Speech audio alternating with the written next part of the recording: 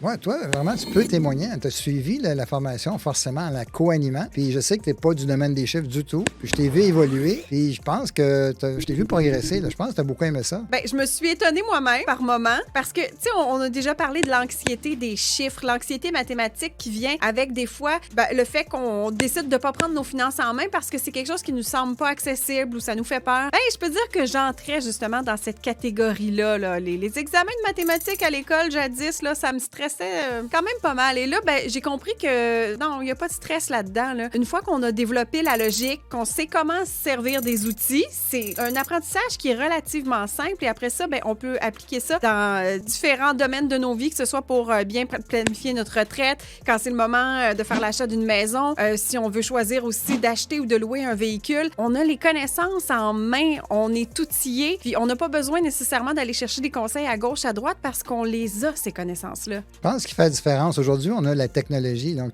la formation, c'est en vidéo, c'est bien présenté, puis on participe tous les deux. Donc, c'est questions-réponses. Donc, ça permet de s'assurer qu'au fur et à mesure qu'on avance, qu'on n'est pas perdu là, comme apprenant.